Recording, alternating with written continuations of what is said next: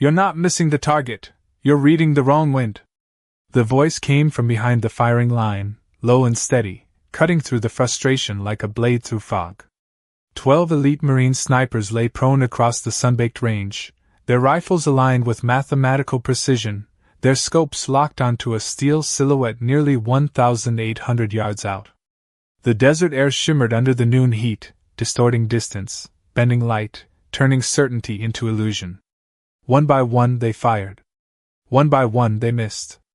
Brass casings ticked against the concrete. A dull rhythm of failure. Gunnery Sergeant Kyle Mercer lowered his binoculars slowly, his jaw tightening as another round went wide. Adjust your elevation, that's not wind, that's operator error, he snapped, his voice sharp enough to carry across the entire line. No one responded. They were already recalculating, tapping data into wrist-mounted ballistic computers, checking wind meters planted at intervals across the terrain. Every device told the same story. Conditions were stable. Solutions were correct. And yet nothing landed. The target stood untouched, a silent accusation in the distance. Mercer exhaled through his nose, turning away from the line, scanning for something, anything to blame. That's when he saw him. An old man, standing just beyond the safety barrier, hands tucked into the pockets of a faded field jacket. He wasn't watching the shooters. He wasn't even looking at the target. His eyes were fixed somewhere in between, tracing something invisible in the air itself. Mercer frowned. "Hey!" he called out, irritation rising fast. "This is a restricted live-fire range. You lost?" A few of the younger snipers glanced back, smirking as they noticed the figure. The man didn't move right away. He just stood there, still as a post, like he had all the time in the world. Then slowly, he stepped closer to the fence, the gravel crunching softly under worn boots. Up close, he looked even older. Late 70s, maybe more. Skin weathered by years of sun and wind. Eyes pale, clear, and unsettlingly calm. "You can't be here," Mercer said, walking toward him now, authority in every step. "We're in the middle of a qualification exercise." The old man nodded once, like he'd heard it all before. "I can see that," he replied, his voice quiet but carrying in a way that made Mercer pause for half a second longer than he intended. Mercer folded his arms. "Then you can also see we've got it handled." Behind him, another shot rang out. Another miss. A sharper exhale this time. The old man's gaze shifted briefly, not to the shooter, but to the distant ridgeline where heat waves danced like ghosts. "Do you?" he asked. Mercer's expression hardened. Around them, the range had gone just a little quieter, the usual chatter replaced by something tighter, more focused. A few of the Marines were watching now, curiosity cutting through their frustration. Mercer took another step forward, closing the distance. "You got something to say it. Otherwise, I need you to move along." The old man studied him for a moment, not with challenge, not with fear, but with something deeper. Recognition, maybe? Or memory.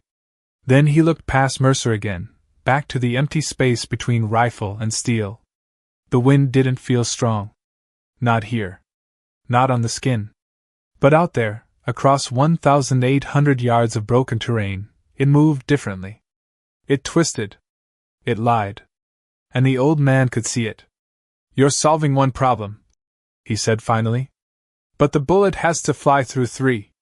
The words did not land all at once, but when they did, they settled into the air like weight. Mercer narrowed his eyes, studying the old man as if trying to decide whether he was hearing insight or nonsense. 3 winds, he repeated, the edge in his voice sharpening.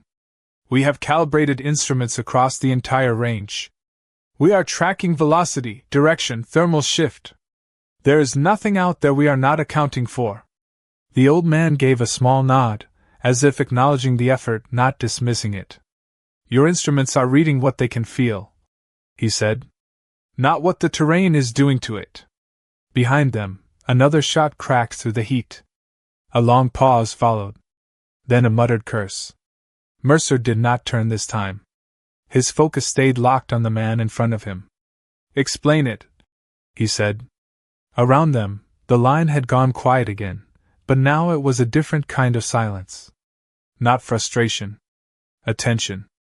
The old man stepped closer to the fence, resting one hand lightly against the metal as he looked out across the distance. Right here, he said, nodding toward the firing line. You have a left to right push. Light, steady.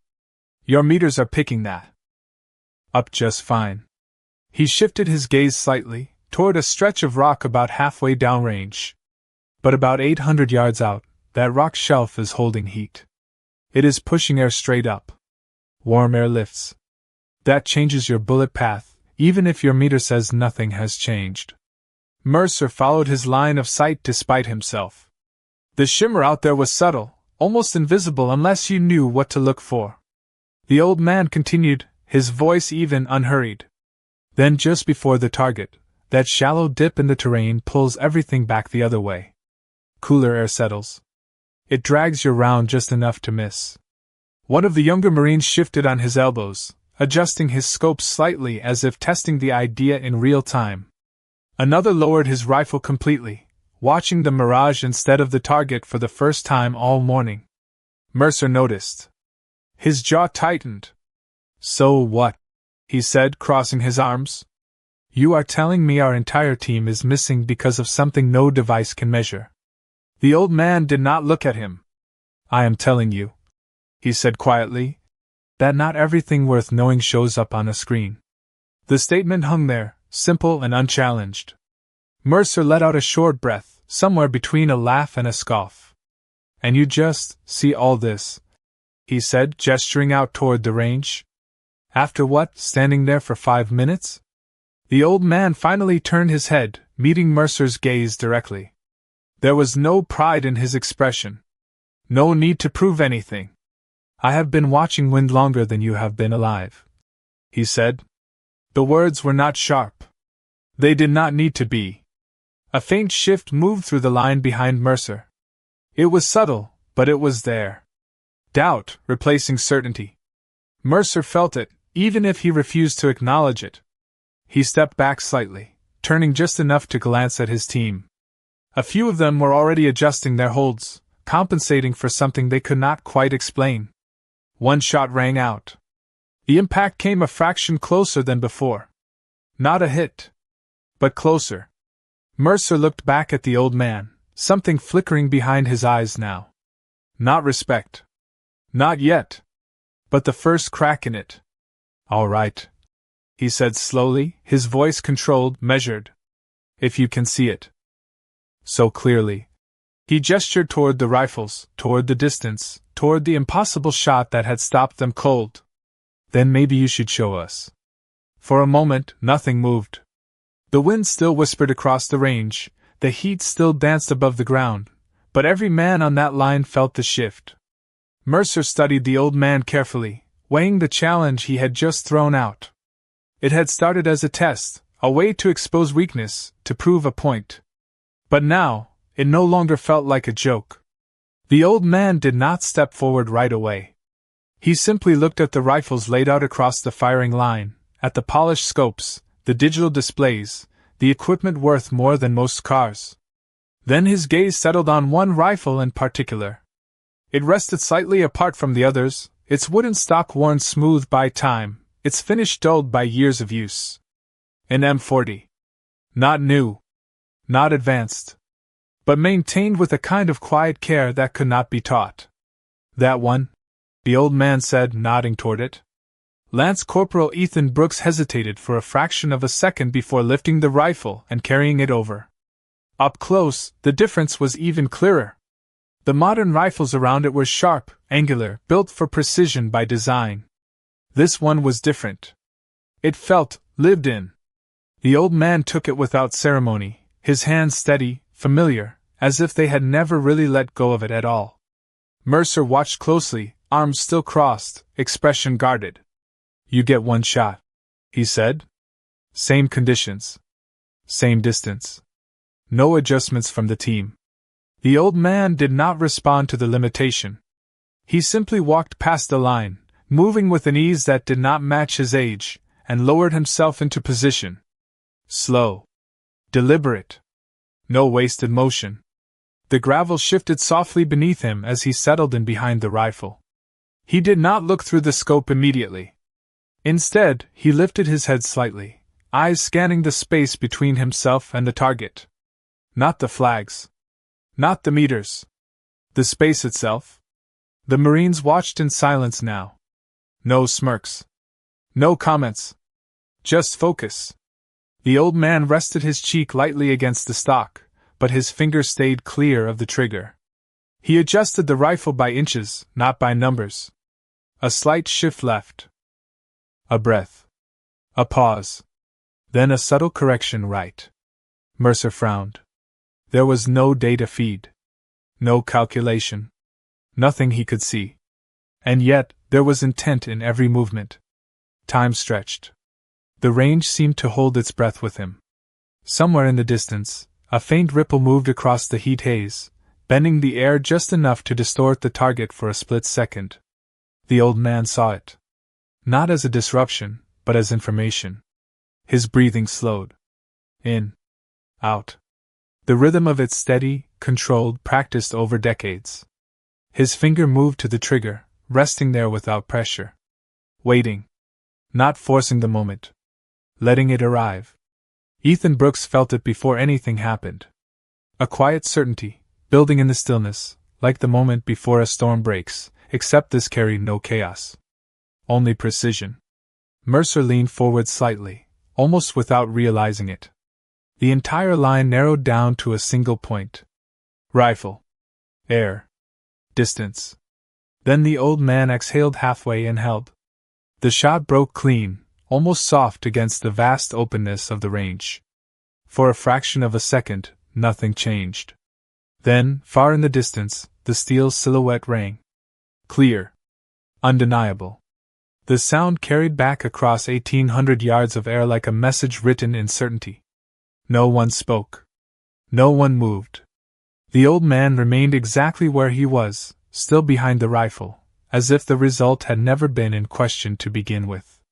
The sound did not echo loudly, but it carried weight, the kind that settled into bone rather than air. For a long second, no one reacted. The steel target stood unchanged in the distance, but the certainty of that hit moved through the line like a quiet shockwave. Mercer did not speak. He could not. His eyes remained fixed downrange, as if waiting for the result to undo itself, as if the world might correct what had just happened. It did not. Behind him, one of the Marines slowly lowered his rifle, the movement deliberate, almost careful, like he was afraid to disturb whatever had just shifted. Another exhaled under his breath, not in frustration this time, but something closer to disbelief. Ethan Brooks was still staring at the old man, his grip tightening slightly on the sling of his own rifle. He had seen good shots before. He had seen perfect conditions, clean executions, textbook results. This was not that. This had felt different. The old man did not celebrate. He did not look back at the line. He did not even lift his head right away. He stayed behind the rifle for a moment longer, as if confirming something only he could see, then slowly pushed himself up, brushing a faint layer of dust from his jacket. His movements were calm, unhurried, untouched by the tension that had filled the range just seconds before. Mercer finally turned. The motion was sharp, almost abrupt, like he was forcing himself back into control. "That was one shot," he said, his voice steady but thinner than before. "Anyone can get lucky once." The words landed flat. No one backed them up. The old man looked at him, not with challenge, but with a quiet patience that made the statement feel smaller than it was meant to be. "You are right," he said simply. "Once can be luck." He stepped back slightly from the firing position, leaving the rifle resting where it was. "Twice is a pattern." Mercer hesitated. It was only a fraction of a second, but it was enough for everyone to notice. Then he nodded once, sharp, controlled. "Do it again," he said. The old man did not argue. He did not rush. He lowered himself back into position with the same measured precision, settling into the rifle like it belonged there, like it always had. This time, the entire line leaned in without realizing it. No one checked their devices. No one adjusted their gear. All attention narrowed to the man on the ground and the space stretching out in front of him. The wind had not changed. Not in any way the instruments could detect. The flag still moved with the same gentle rhythm. The heat still shimmered across the terrain. But the old man saw something else within it, something layered beneath the obvious. His breathing slowed again, sinking with a rhythm older than the range, older than the rifles, older than anything on that line. He made a slight adjustment, barely noticeable, shifting the barrel a fraction to the right, then pausing, then easing it back just a touch. Mercer watched closely now, no longer dismissive, no longer certain.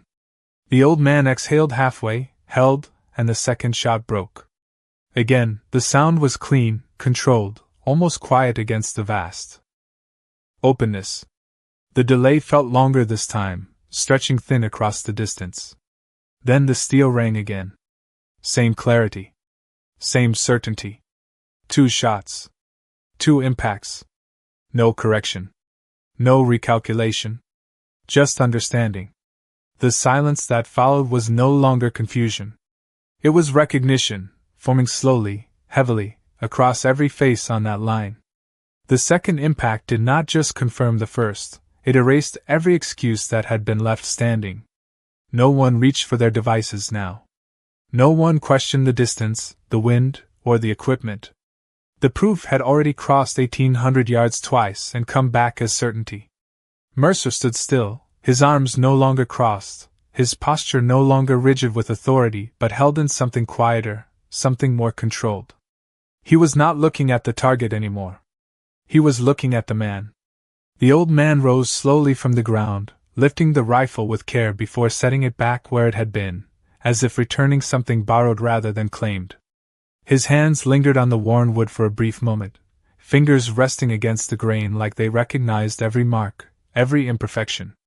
Then he stepped back. No announcement. No explanation. Just space. The line remained silent. Ethan Brooks felt it building again, not tension this time, but something deeper, something that did not need to be spoken. He glanced at Mercer, waiting for the next command, but none came. Instead, Mercer took a slow step forward, his boots pressing into the gravel with a weight that had nothing to do with rank. "How long?" he said, his voice lower now, stripped of the sharp edge it carried before. "Have you been doing that?" The old man did not answer immediately. His gaze drifted past Mercer again, out toward the range, where the heat still moved in quiet waves across the ground. "Long enough," he said finally. It was not an answer meant to satisfy curiosity. It was a boundary. Mercer nodded once, absorbing it. For the first time, he did not push further. Behind them, one of the younger Marines shifted, then slowly raised his rifle again, adjusting his position the way he had seen the old man do it. No numbers. No screen.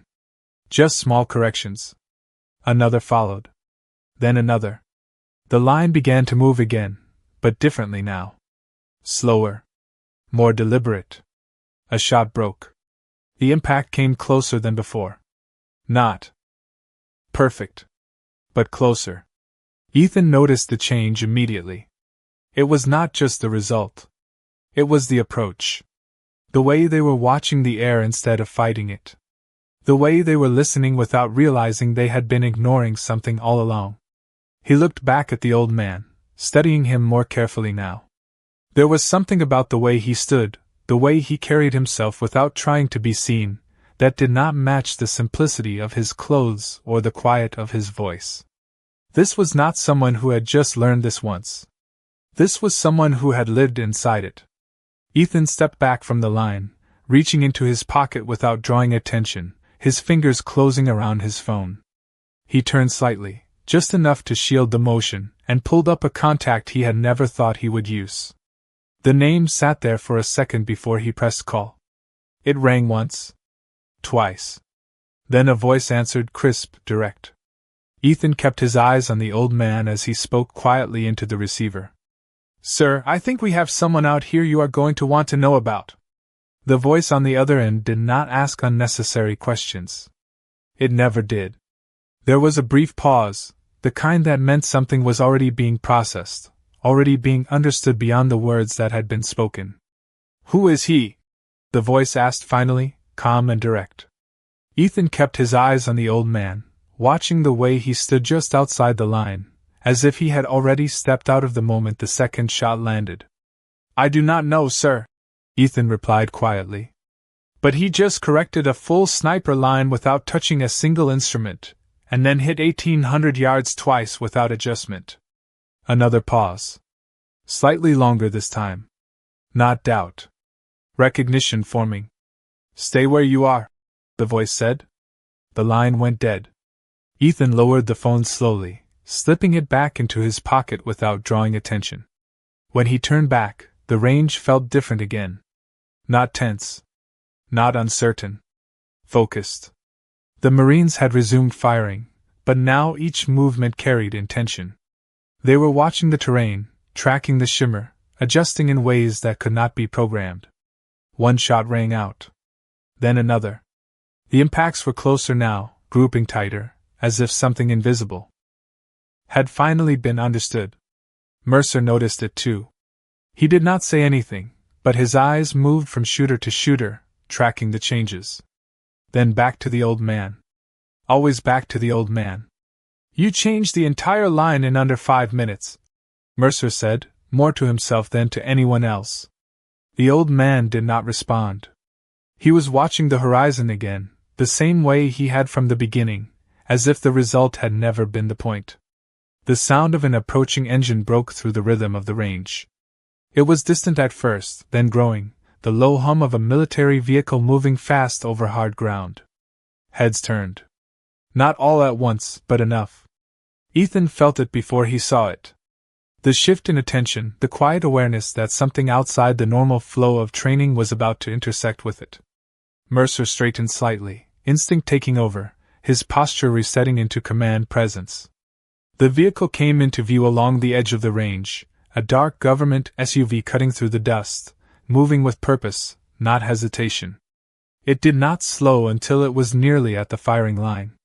Then it stopped. The engine idled for half a second before cutting off. Silence followed. The kind that arrives before something important steps out of it. The driver's door opened first.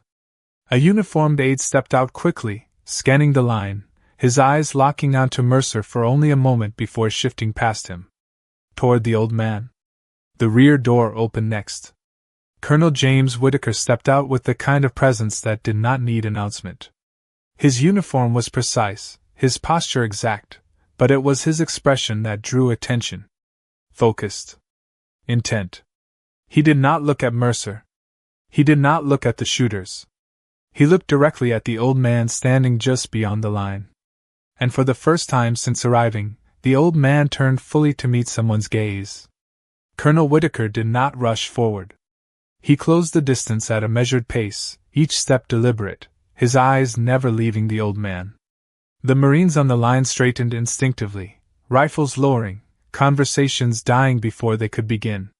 Mercer turned fully now, his posture snapping into form, but even he hesitated for a fraction of a second, caught between protocol and something he did not yet understand. "Sir," Mercer began, his voice firm, ready to report, to explain, to reassert control of the situation. Whitaker raised a hand slightly. Not sharp. Not dismissive. Just enough to stop the words before they formed. His attention remained fixed ahead.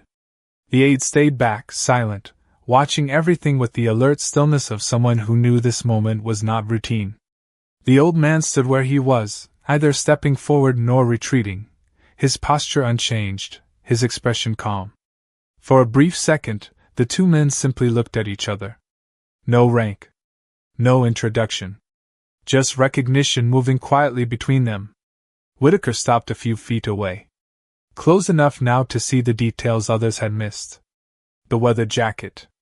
The worn boots. The faint, almost invisible scar along the edge of the man's jaw. Small things. But not insignificant. "Sir," Whitaker said, his voice lower than expected, controlled, carrying a weight that did not need volume. The word landed differently this time. Not as formality. As respect? Mercer's eyes flicked between them, confusion tightening his expression. He had never heard that tone directed at someone outside the chain of command. Not like this. Not here. Whitaker studied the old man's face, searching, confirming something that had already begun forming the moment the call came through. I was told there was someone on my range correcting wind calls without instrumentation, he said. The old man gave a small nod. They were close, he replied. Whitaker's gaze did not shift. They were missing by feet at 1,800 yards. They were solving the wrong problem, the old man said. The exchange was quiet, almost conversational, but every word carried through the still air, landing on every Marine standing within earshot. Mercer felt it again, that shift he could not control, the subtle reordering of the moment. Whitaker took one more step forward, close enough now that there was no distance left for uncertainty. Name, he said. Not a demand. A confirmation. The old man held his gaze for a brief second longer, then answered simply. William Carter. The name settled into the air. For most of the Marines, it meant nothing. Just another name. Another old man. But Whitaker's expression changed. Not dramatically. Not outwardly. Just enough. His posture adjusted, almost imperceptibly, as if something internal had aligned. The kind of change that only someone trained to read men would notice. Ethan Brooks noticed. Mercer did not fully, but he felt it. William Carter, Whitaker repeated, quieter now, like he was placing the name against something older, something stored away long before this moment. The wind moved across the range again, lifting dust, bending heat, carrying silence with it. Then Whitaker did something no one on that line expected. He straightened fully, his shoulders squaring, his chin lifting just slightly. And without a word, he brought his hand up in a precise, controlled motion. A salute. Clean. Unquestionable. Directed not at rank. Not at uniform. But at the man standing in front of him. The entire line froze. For a fraction of a second, no one moved, as if the entire range had forgotten how. The salute hung in the air, precise and unwavering, carried not by sound but by meaning. Mercer felt it hit him first, not as understanding, but as disruption. Everything he knew about order, about rank, about how respect was supposed to flow, had just been overturned in a single, silent motion. His eyes snapped to Whitaker, searching for correction, for explanation, for anything that would restore the structure he depended on. It did not come. Colonel Whitaker held the salute, steady, unbroken, his gaze locked onto William Carter with a level of respect that left no room for doubt. Around them, the Marines stood frozen, rifles still in hand, caught between instinct and disbelief. Ethan Brooks was the first to react, though even he did not fully understand why. His spine straightened, his grip tightening as something older than instruction took over. Then another Marine followed. And another. One by one, the line adjusted, shoulders squaring, postures aligning, until the entire firing line stood in silent formation, mirroring the moment they had just witnessed. No command had been given. None was needed. Carter did not return the salute immediately. He looked at Whitaker for a long second, his expression unchanged, but something deeper moved beneath it, something quiet and measured, like a memory surfacing through still water. Then, slowly, he raised his hand. Not sharp. Not rigid. But exact. The motion was older, practiced in a different time, shaped by a different kind of discipline. When his hand reached his brow, the range seemed to narrow around them, as if everything else had stepped back to give space to the exchange. Whitaker lowered his hand first, precise and controlled, but he did not break eye contact. Sir, he said again, this time with something more behind it, something closer to acknowledgement than formality. Mercer swallowed, his throat suddenly dry. Colonel, he began, his voice careful now, stripped of the authority it had carried earlier. I was not aware. Whitaker cut him off, not with force, but with certainty. No, he said quietly. You were not. The words were not an accusation. They were a statement of fact. Mercer stopped speaking. There was nothing to argue against. Whitaker shifted his attention briefly to the line, his eyes moving across the Marines, taking in their posture, their silence, the way they now held themselves. "What you saw today," he said, his voice carrying just enough to reach them all, "is not something you will find in a manual.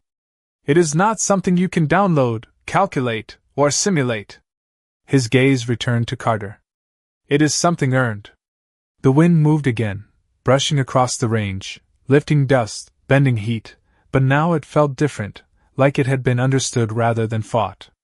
Carter lowered his hand fully, letting it rest at his side, his posture returning to the same quiet stillness he had carried from the beginning. He did not step forward. He did not claim anything. He simply stood there, as if the moment had never been about him at all. Mercer looked at him differently now. Not as a disruption. Not as a problem to solve. But as something he had failed to recognize when it mattered most. And that realization settled heavier than any missed shot ever could. No one spoke after that. The range, once filled with frustration and sharp commands, had settled into something else entirely. Not silence born from confusion, but silence shaped by understanding. The wind still moved across the terrain, lifting heat, bending light, carrying the same invisible currents it always had, but now every man on that line felt it differently. They were not fighting it anymore. They were listening. William Carter turned slightly, his gaze drifting once more across the distance, as if confirming that nothing about the world had changed, only the way it was seen. He adjusted his jacket with a small, habitual motion, then stepped back from the line. No announcement. No expectation. Just departure. Mercer watched him go, his posture still straight, but no longer rigid. The certainty he had carried earlier had been replaced by something quieter, something more deliberate. "Sir," he said, his voice measured, directed at Whitaker without taking his eyes off Carter. "Who is he?" Whitaker did not answer immediately. His gaze followed Carter as well, tracking the slow, steady pace of a man who had already stepped out of the moment long before anyone else understood it. "Someone who learned to read the world before we tried to measure it," Whitaker said finally. It was not a full answer. It was enough. Mercer nodded once, absorbing it, not fully understanding, but no longer needing to challenge it. Behind them, the Marines began to reposition again, rifles settling into shoulders, scopes aligning with targets, but the rhythm had changed. Slower. More aware. One shot broke. Then another. This time, the steel answered more often. Not perfect. Not immediate. But closer, more consistent, shaped by something deeper than calculation alone. Ethan Brooks lifted his rifle again, his eyes no longer fixed on numbers or screens, but on the subtle movement of air across the range. He could not explain it. Not yet. But he could feel it. Carter reached the edge of the range, the gravel soft beneath his boots, the hum of the vehicles still lingering nearby. He did not look back. He did not need to. The lesson had already been left behind. Whitaker stood for a moment longer, then lowered his hand fully to his side, his posture easing just slightly as the weight of the moment settled into memory. Around him, the line continued quieter now, more precise, each shot carrying intention instead of urgency. Mercer took a slow breath, then turned back to his team. "Watch the terrain," he said, his voice steady, no longer sharp. "Not just the numbers." It was a small change in words. A larger change in meaning. The wind moved again, unchanged, unnoticed by most, but understood by those who had learned to see it. And somewhere beyond the line, a man walked away without recognition, without record, leaving behind something no system could track, and no one there would ever forget. Some lessons are not taught. They are witnessed. And once seen, they do not leave.